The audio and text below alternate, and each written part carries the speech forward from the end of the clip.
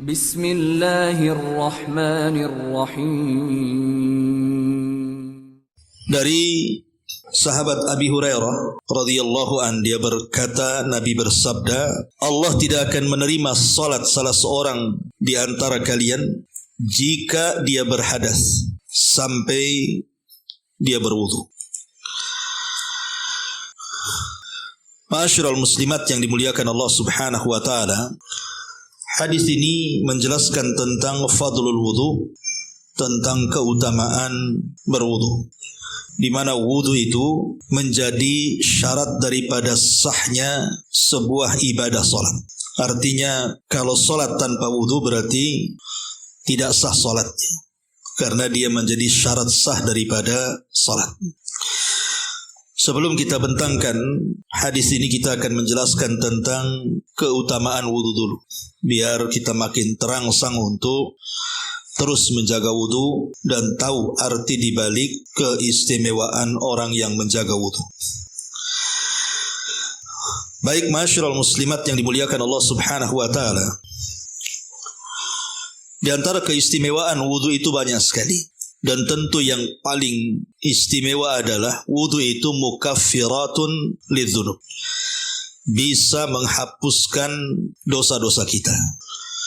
Bayangkan Bu, setiap hari kita ini banyak melakukan dosa.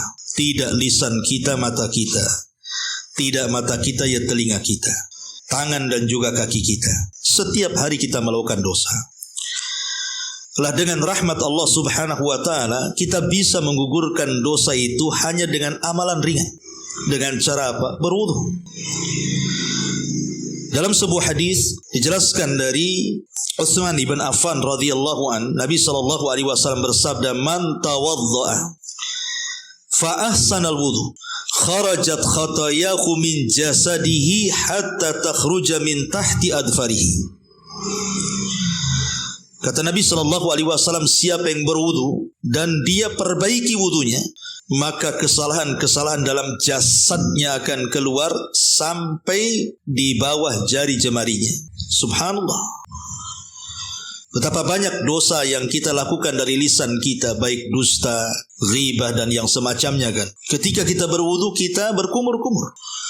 Maka tidak terasa kumur-kumur itu bisa menggugurkan dosa lisan, bisa menggugurkan dosa hidung, bisa menggugurkan dosa telinga yang biasa kita mendengar hal-hal yang diharamkan Allah Azza wa Jalla, keluar dengan membersihkan telinga kita, dengan usapan wajah kita, usapan tangan dan kaki ketika saat berwudu itu bisa menghapuskan dosa-dosa kita. Kan luar biasa. Tanpa sadar dengan wudu itu dosa-dosa kita akan rontok, dan ini keistimewaan yang luar biasa. Karena terkadang ini kan kita malas bertobat, istighfar, berwudu saja. Kan tidak memakan waktu yang lama wudu itu. Tidak sampai 5 menit wudu itu, tapi bisa menghapuskan banyak dosa dari badan kita. Ini yang pertama. Yang kedua, kalau seandainya iman itu dibagi 2, maka separuh iman itu adalah wudu. Makanya Nabi SAW mengatakan, at-tuhuru syatrul iman. Bersuci itu separuh daripada keimanan. Luar biasa. Padahal cabang-cabang iman itu kan banyak. Yang paling tinggi ucapan la ilaha illallah. Dan yang paling rendah itu mengambil hal-hal yang mengganggu manusia di jalan, seperti paku, batu dan yang semacamnya, kemudian kita pinggirkan. Tetapi cukup dengan berwudu kita sudah mendapatkan separuh iman. Dan ini luar biasa. Bahkan lebih daripada itu, wudu ini mencerminkan kita ini umat Rasul. Karena Nabi SAW tidak akan kenal dengan kita pada hari kiamat kecuali kita banyak melakukan wudu ketika di dunia. Nabi tidak pernah melihat kita dan kita pun tidak pernah melihat Nabi. Hanya para sahabat yang pernah melihat Nabi dan dilihat Nabi. Kita kan tidak. 14 abad yang silam Rasul sudah meninggal. Macam mana Rasul SAW akan melihat kita? Lah bagaimana supaya kita ini diakui menjadi umat Rasul? Caranya berwudu. Makanya ketika Nabi SAW pulang dari ziarah ke kuburan syuhada Uhud, tiba-tiba Nabi SAW menangis dan mengatakan, Ashfaqtu li ikhwani. Aku rindu ingin berjumpa dengan teman-temanku. Kata para sahabat, awalasna ikhwanuka ya Rasulullah, bukankah kami teman-teman wahai Rasul. Maka Nabi SAW mengatakan, bal antum ashabi, kalian bukan temanku, kalian sahabatku. Tapi teman-temanku adalah kaumun ya'tuna min ba'di walam yarawni, sebuah kaum yang datang sepeninggalku dan dia tidak pernah melihatku. Kemudian Nabi SAW mengatakan, kelak pada hari kiamat akan datang sekelompok manusia dari umatku, ghurran muhajjalina min asaril wudu, di mana ada cahaya yang memancar dari bekas-bekas wudunya, baik dari wajahnya ataupun dari tangan dan kakinya. Kemudian Nabi SAW akan kenal dan menunjuk satu persatu, itu saudaraku, itu kawanku, dengan melihat cahaya yang ada di wajah dan kaki tangan, karena itu bekas wudu. Jadi Rasul akan menunjuk, itulah temanku, itulah teman. Dan ini keistimewaan yang luar biasa diakui menjadi umat Nabi SAW, dan Rasul akan kenal kita pada hari kiamat. Ma'asyiral muslimat yang dimuliakan Allah Subhanahu wa taala. Bahkan itu pula yang menjadikan perhiasan kita pada hari kiamat di hadapan seluruh umat selain umat Nabi SAW. Kita punya perhiasan. Kalau di dunia mungkin ibu menggunakan perhiasan ya emas, anting-anting, gelang-gelang, dan yang semacamnya. Tetapi di akhirat justru perhiasan itulah cahaya yang keluar dari bekas wudu yang kita lakukan di dunia. Tablugul hilyatul mu'min haitsu yablugul wudu. Maka perhiasan seorang mukmin itu akan semakin banyak sesuai dengan wudu yang kita lakukan di dunia. Ma'asyiral muslimat yang dimuliakan Allah Subhanahu wa taala, bahkan lebih daripada itu, wudu ini bisa menjauhkan kita dari keburukan syaitan. Ketika Nabi SAW bicara soal marah, apa kata Rasul? Innal ghadaba minasyaitan. Marah itu puncaknya dari setan. Wa inna syaitan khuliqa minan nar, dan setan itu tercipta dari api. Wa inna ma tudfa'un nar bil ma, dan api itu hanya mudah dipadamkan dengan air. Kata Rasul, fa idza ghadiba ahadukum falyatawadda. Kalau kalian sedang emosi, marah, dendam, maka berwudulah. Karena wudu itu bisa menghilangkan keburukan setan. Lihat bagaimana keistimewaannya, Bu. Setan itu kan berikan was-was. Orang saat marah, Bu, kadang-kadang ucapan saja tidak tahu apa yang diucapkan. Marah, merah, lisannya juga tidak terjaga. Kadang-kadang ada orang yang tidak terbiasa mengucapkan kalimat binatang, bisa terucap tuh lagi marah tuh. Ya, karena itu bisikan setan. Dan itulah keburukan setan di situ. Betapa banyak gara-gara marah orang bisa membunuh, gara-gara marah orang bisa memukul, gara-gara marah orang bisa berbuat zalim, dan begitu seterusnya. Lah, wudu ini salah satu menghindarkan dari keburukan syaitan. Dan ini keistimewaan yang luar biasa. Bahkan jangan salah, Bu, wudu ini sebab bisa menambah umur loh. Jadi umur kita ini akan ditambah dan dicintai para malaikat. Dalam sebuah hadis yang dikeluarkan oleh Imam At-Tabrani dalam Mu'jamul Awsat dan juga Mu'jam As-Saghir dari Nabi SAW, dari sahabat Anas bin Malik radhiyallahu an, dia mengatakan, ya bunai, asbigil wudu. Kata Rasul kepada Anas, wahai anakku, sempurnakan wudu. Yazid fi umrika wa yuhibbuka hafizatuka. Maka dengan menjaga wudu, umurmu akan bertambah, para malaikat akan suka dengan kamu. Bayangkan, umur kita akan ditambah dengan wudu.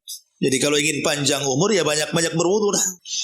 Kalau ingin dicintai para malaikat, maka banyak-banyak berwudu. Karena setan itu tidak mungkin dekat kepada orang-orang yang suci.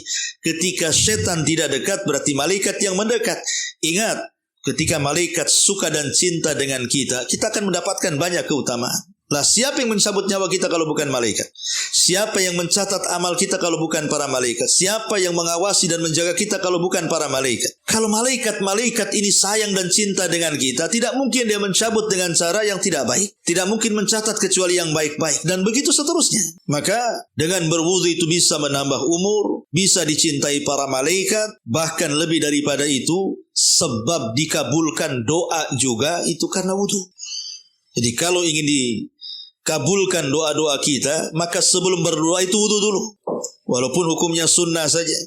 Karena disebutkan dalam sebuah hadis yang dikeluarkan Imam Ahmad dalam musnadnya, Nabi SAW mengatakan, ma min rajulin yabitu ala tuhrin summa yata'ar minal laili fayadhkur wa yas'alallaha azza wa jal khairan min khairid dunya wal akhirah illa atahu Allahu azza wa jal iyah. Kata Rasul, barang siapa seseorang dia bangun tengah malam kemudian dia mengambil wudu, kemudian dia pun berzikir kepada Allah dan meminta sesuatu kepada Allah kebaikan, dari kebaikan dunia dan akhirat, kecuali Allah subhanahu wa ta'ala akan memberikan kebaikan itu kepadanya. Dari sini kata para ulama, lihat bagaimana wudu itu sebab terkabulkannya doa. Bahkan lebih daripada itu adalah mendapatkan syafaat Nabi sallallahu alaihi wasallam. Wudu adalah sebab mendapatkan syafaat Nabi sallallahu alaihi wasallam, sebagaimana riwayat Ibnu Mas'ud radhiyallahu an, ketika seseorang bertanya kepada Rasulullah, "Ya Rasulullah, kaifa ta'rifu man lam tara min ummatika yaumal qiyamah?" Rasul, bagaimana engkau akan mengenali umatmu pada hari kiamat, orang-orang yang akan kau berikan syafaat kepada mereka? Maka Nabi SAW mengatakan, hum ghurrun muhajjaluna min asaril wudu. Mereka umatku akan kukenali dari bekas-bekas wudu-wudu mereka pada hari kiamat. Subhanallah. Ya, di antara penyebab kita mendapatkan syafaat, Bu, dengan cara berwudu. Bahkan orang yang berwudu itu mendapatkan istighfarnya para malaikat. Jadi kalau ibu malas untuk membaca istighfar seperti Rasul beristighfar 70-100 kali dalam semalam, cukup ibu berwudu sebelum tidur, kemudian ibu tidur, itu Allah akan mengutus beberapa malaikat yang akan berdiri samping kanan kiri orang yang bertidur. Setiap kita berguling ke arah kanan, malaikat sebelah kanan mengatakan, Allahumma arhamhu, Allahumma astaghfir. Allahumma arhamhu, Allahumma aghfir lahu. Ya Allah, rahmati orang ini, ya Allah ampuni orang ini. Kalau dia berguling ke arah kiri, malaikat sebelah kiri mengatakan, Allahumma arhamhu, Allahumma aghfir lahu. Ya Allah rahmati orang ini, ya Allah ampuni orang ini. Luar biasa, Bu. Tidur kita saja menjadi pahala. Para malaikat berdoa kepada kita tuh. Hanya gara-gara wudu saja tidur kita jadi ibadah. Kan luar biasa keajaiban wudu itu. Sehingga ketika kita sedang tertidur sampai kita bangun di pagi hari, Bu, tiba-tiba kita bangun, dosa-dosa kita pula sudah diampuni Allah. Karena yang memintakan ampun akan dosa-dosa kita ini makhluk yang tidak pernah maksiat kepada Allah walaupun sekejap mata. Para malaikat. Luar biasa, ya. Masyarul muslimat yang dimuliakan Allah subhanahu wa ta'ala. Bahkan lebih daripada itu, orang yang senantiasa menjaga wudu, maka orang ini telah siap berjumpa dengan Allah. Musta'iddan liliqa'illahi azza wa jalla. Dia sudah siap untuk berjumpa dengan Allah subhanahu wa ta'ala. Disebutkan Nabi SAW pernah berkata kepada Anas ibn Malik radhiyallahu anhu, "Ya bunai, in istata'ta alla tabita ala wudu, faf'al. Fa innahu man atahul mautu wa huwa ala wudu'in u'tiya syahada." Wahai anakku, kata Rasul kepada Anas bin Malik, tidaklah seseorang melakukan wudu sebelum tidur, kecuali ketika Allah takdirkan kematian datang kepadanya, maka dia diberikan kematian di atas syahadah. Orang yang mati syahid. Nabi SAW mengatakan kepada Anas ibn Malik, "Wahai anakku, kalau engkau bisa menjaga wudu, lakukan. Terutama sebelum tidur, berwudu. Kalau Allah takdirkan kemudian meninggal dunia, berarti kita meninggal di atas syahadah, orang yang mati syahid." Makanya sering saya katakan berkali-kali kepada ibu, sebenarnya orang mengetahui kematian husnul khotimah atau tidak husnul khotimah itu gampang. Lihat amalan sebelum tidurnya. Karena tidur itu kan saudara kematian. Betapa banyak orang-orang yang tertidur tidak kembali lagi. Coba lihat kita di rumah sakit orang yang koma tuh. Mereka sedang tertidur orang koma tuh kan. Tahu-tahu tidak kembali, meninggal. Jadi kata Nabi SAW, "An-naumu ahuhul maut." Tidur itu saudara kematian. Jadi kalau Allah takdirkan setelah kita tidur kita tidak terbangun lagi, kemudian apakah kita termasuk sul khotimah atau husnul khotimah itu? Sebenarnya lihat amalan sebelum tidurnya tuh. Kalau amalan sebelum tidurnya dia berwudu, berzikir, berdoa, insya Allah kalau Allah takdirkan dia meninggal, husnul khotimah. Tapi kalau sebelum tidurnya wudu pun tidak, doa pun tidak, malah mungkin setelah maksiat dia tidur kemudian Allah takdirkan dia meninggal, dipastikan sul khotimah. Maka hadis ini menunjukkan orang yang tidur setelah berwudu berarti dia sudah siap berjumpa dengan Allah subhanahu wa ta'ala. Itu keistimewaan yang luar biasa sekali. Dan ini termasuk hadiun Nabi, ya. Termasuk sunnah Nabi SAW, petunjuk Nabi itu, sampai Rasul itu tidak pernah sholat kecuali wudu, walaupun dia masih punya wudu. Ya, Rasul itu setiap sholat dia berwudu, padahal wudunya tidak batal tuh. Namanya disebut tajdidul wudu, namanya memperbaharui wudu, walaupun itu sunnah memperbaharui wudu, tapi ini adalah sunnah Nabi. Lihat, kalau Nabi SAW saja berusaha menjaga kebersihannya, kesuciannya, sampai setiap sholat dia berwudu, padahal dia sudah diampuni dosanya yang telah, yang sedang, dan yang akan datang. Harusnya kita yang banyak dosa itu yang menjaga wudu. Makanya di zaman Rasul ada seorang sahabat namanya Bilal ibn Rabah radhiyallahu. Ketika Nabi SAW dalam peristiwa Mi'raj itu, Rasul kan diperlihatkan dan masuk dalam sorga. Bahkan Rasul mengatakan, dakhaltul jannah, aku masuk dalam sorga. Fa idza sami'tu khashkhasatan 'alai. Tiba-tiba aku mendengar ada suara terompah-terompah yang berjalan di sorga. Rasul bertanya, itu suara terompah siapa? Maka Jibril mengatakan, itu suara terompahnya Bilal. Maka selepas peristiwa itu Rasul memanggil Bilal dan mengatakan, ya Bilal, inni sami'tu khashkhasataka fil jannah, madza tasna? Wahai Bilal, aku mendengar loh suara terompahmu di sorga. Apa yang kau amalkan? Apa yang kau lakukan? Bilal bingung ketika itu. Dia hanya mengatakan, ya Rasulullah, boleh jadi ma tawadda'tu wudu'an illa wa qad shallaitu rak'ataini. Karena setiap aku batal wudu, aku wudu lagi. Setiap batal aku wudu lagi. Dan setiap wudu aku tidak pernah melupakan sholat wudu 2 rakaat. Lihat, Bilal ibn Rabah radhiyallahu an, seumur hidupnya menjaga wudu. Cobalah kalau seandainya kita praktekkan saja seminggu, Bu, ya. Atau jangan seminggu lah, 1 hari saja, Bu. Umpamanya ibu wudu pagi, nanti batal wudu lagi, batal wudu lagi. Coba ibu bisa rasakan, Bu, dalam 1 hari. Karena wudu itu termasuk husnul muslim. Jadi seorang muslim itu akan terjaga dari keburukan hawa nafsu, keburukan syaitan, keburukan orang-orang yang hendak berbuat buruk kepada kita. Maka akan terhalang tuh semua keburukan-keburukan itu. Karena wudu itu adalah tahassun, sebagai benteng kita dari keburukan-keburukan syaitan terutama dan hawa nafsu kita. Karena kita senantiasa di atas kesucian. Dan ingat bahwa dengan wudu itu derajat kita akan diangkat. Dalam sebuah hadis Nabi SAW mengatakan, ala adullukum ala ma yamhullahu bihil khataya wa yarfa'u bihi darajat, kata Rasul. Maukah kutunjukkan kepada kalian sesuatu yang Allah akan hapuskan kesalahan-kesalahan kalian, Allah angkat derajat kalian di sorga? Sahabat mengatakan, qalu bala ya Rasul, tentu wahai Rasul. Apa itu yang bisa menghapuskan kesalahan dan mengangkat derajat kita di sorga itu? Kata Rasul, isbaghil wudu alal makari. Sempurnakan wudumu ketika engkau tidak suka berwudu. Lihat, jadi dia bisa mengangkat derajat kita. Bahkan itulah jalan, kalau kita lihat hadis Bilal tadi, berarti berwudu itu menjadi jalan pintas menuju sorga. Sebelum orang yang masuk, sandalnya sudah masuk tuh Bilal tuh ke dalam sorga. Dari sini istimbatnya bahwa wudu itu adalah sabilul jannah, jalan dari jalan-jalan menuju surga Allah Subhanahu wa taala, dan wudu adalah cahaya seorang muslim di tengah-tengah kegelapan pada hari kiamat. Ma'asyiral muslimat yang dimuliakan Allah Subhanahu wa taala, ingat hadis yang pernah saya sampaikan di sini. Kita tahu bahwa setiap kita, saya, ibu atau siapapun, ketika tidur tengah malam, maka setan itu kan akan datang kepada kita, Bu, mengikat 3 ikatan di tengkuk kita. Setiap setan mengikat 3 ikatan di tengkuk kita, maka setan akan membacakan mantra dan mengatakan, nim naumatan tawila. Tidur, malam masih panjang. Akhirnya terlenalah tidur kita, bablaslah sepertiga malam akhir, bahkan sebagian kita bablas pula waktu subuh. Kadang-kadang bangun jam 6 atau setengah 7, yang lebih parah jam 9 pula dia bangun. Kenapa kemudian orang itu kok dilenakan oleh setan? Karena diikat tengkuknya. Tapi Nabi SAW berikan solusi, kata Rasul, kalau dia terbangun langsung berzikir, membaca doa, tasbih, tahlil, takbir, maka hilang 1 ikatan. Kemudian setelah itu kita beranjak dari pembaringan setelah berzikir, ambil wudu, maka hilang 2 ikatan. Kalau kita sholat, maka hilanglah 3 ikatan. Bersih di tengkuk kita, sudah tidak ada tali setan lagi.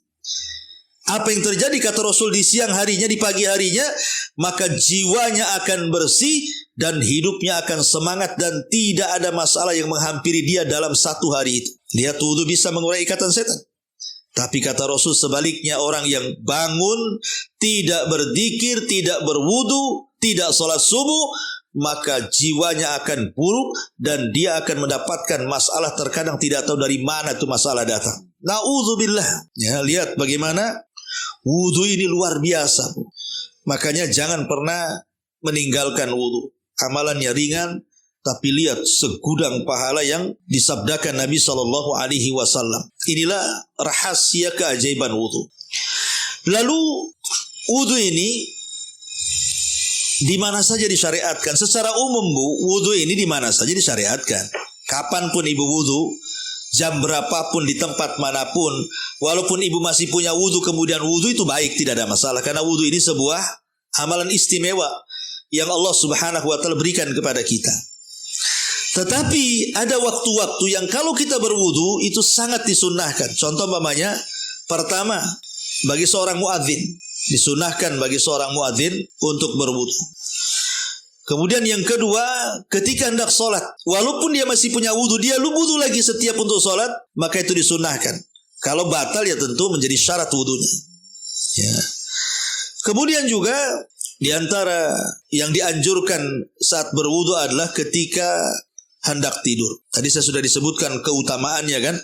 Kalau kita wudu sebelum tidur, apa yang terjadi? Maka malaikat akan mendoakan kita dan mengatakan Allahumma arhamhu, Allahumma gfir lahu. Ya Allah, rahmati orang ini. Ya Allah, ampuni dosa orang ini. Jadi disunahkan juga. Termasuk juga kalau seorang suami mau mengulang melakukan hubungan suami istri, itu disunahkan berwudu juga. Kata Nabi SAW supaya menambah kesemangatan. Ya, itu juga disunahkan berwudu. Ya. Termasuk juga disunahkan berwudu ketika marah tadi Bu. Ketika marah gitu ya, maka kita juga disunahkan untuk berwudu. Termasuk juga orang yang hendak membaca Quran, sunnah wudunya. Kalau tidak wudu pun tidak ada masalah. Tapi kalau seandainya dia hendak membaca mushaf, kemudian dia berwudu, maka itu lebih baik lagi. Karena bagaimanapun orang yang dalam kondisi suci kemudian memegang kitab suci dan membaca kitab suci, tentu keutamaannya luar biasa. Termasuk juga orang yang selesai memandikan jenazah, ya, itu juga disunahkan berwudu. Kemudian juga berwudu karena seorang yang junub, umpamanya ibu sedang junub, belum mandi, tapi ibu mau makan, mau minum atau mau tidur, maka disunahkan berwudu. Ya, walaupun wudu tidak menghilangkan hadas besar kan Bu, tapi ini sunnah hukumnya. Ya, sunnah kalau ibu junub, kemudian mau makan, mau minum, mau tidur, itu disunahkan juga berwudu. Ya, jadi luar biasa. Jadi wudu ini juga manfaatnya luar biasa. Jadi inilah diantara keutamaan berwudu yang disebutkan oleh para ulama. Taib. Bahkan bukan hanya itu saja, doa selepas wudu saja itu keutamaan luar biasa. Kata Nabi SAW, "Ma minkum min ahadin yatawadda fayablugh ataupun fayusbighul wudu, thumma yaqulu asyhadu an la ilaha illallah wa anna Muhammadan abdullahi wa rasul."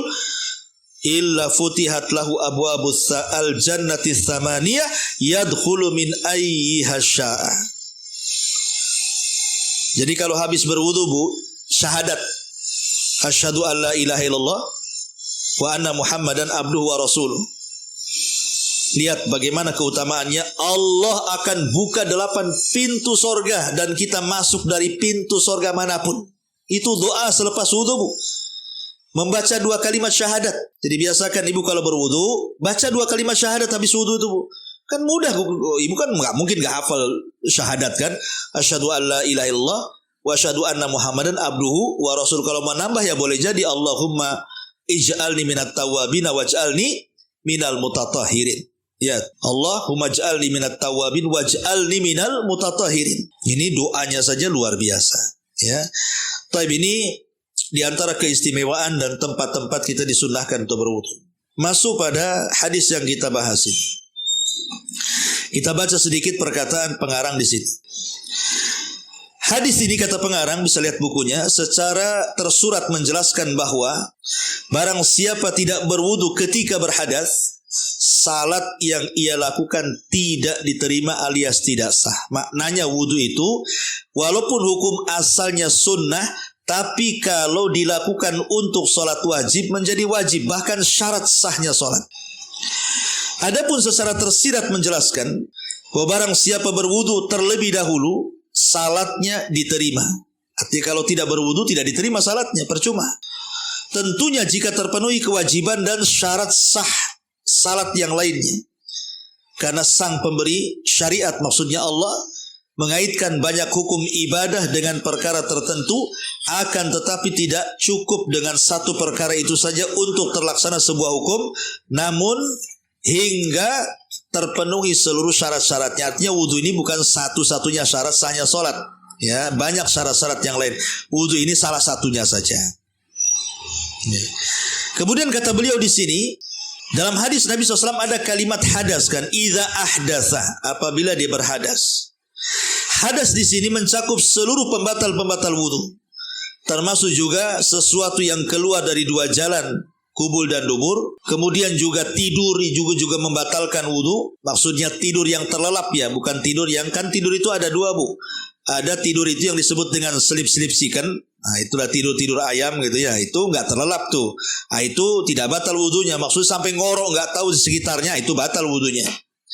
Ataupun kotoran yang keluar dari sebagian tubuh yang lain selain kubul dan dubur, umpamanya operasi mengeluarkan kotoran dari perut, nah itu juga sama juga ya, bisa membatalkan wudu karena termasuk najis. Termasuk memakan daging unta, menyentuh wanita karena syahwat, menyentuh kemaluan dengan tangan dan dia bersyahwat, ya, maka itu semua juga bisa membatalkan wudu, baik yang disepakati atau yang diperselisihkan. Ya, jadi yang dimaksud hadas di sini artinya semua pembatal wudu. Sehingga barang siapa, kata beliau, mendapati pada dirinya salah satu dari pembatal-pembatal ini, salatnya tidak sah sampai dia berwudu kembali secara sempurna. Dia harus membasuh bagian-bagian tubuh yang telah disebutkan oleh Allah Subhanahu wa taala di dalam surah Al-Maidah itu. Kemudian kata beliau juga, hadis ini juga menunjukkan bahwa barang siapa salat dalam keadaan lupa atau tidak tahu bahwa dia berhadas, wajib baginya untuk mengulang salatnya berdasarkan keumuman makna hadis. Sedangkan hadis tersebut telah disepakati kesahihannya, maka walaupun dia mendapatkan pahala atas salat yang telah dilakukan serta sebagian ibadah yang terkandung di dalamnya, akan tapi wajib baginya untuk mengulang salat tersebut supaya terbebas dari beban kewajiban. Dan ini berbeda halnya dengan orang yang bersuci lalu dia lupa di badannya atau pakaiannya ada najis, maka tidak perlu mengulang salatnya. Menurut pendapat yang saya cukup dilepas saja. Jadi kalau badan kita sudah berwudu, kemudian kita ingat di pakaian kita ada ompol anak, ya, anak kita kencing, kalau bisa dilepas, ya, bisa dilepas. Makanya kita pakaiannya ada dua, kita bisa lepas gitu ya. Cukup dibuang najisnya saja yang ada najisnya, tetapi wudunya tidak batal kalau najis yang menempel di badan. Begitu kata mu'alif rahimahullahu ta'ala. Nah, inilah diantara keterangan singkat dari beliau Syekh Abdurrahman As-Sa'di rahimahullahu ta'ala. Baik, sampai di sini Bu.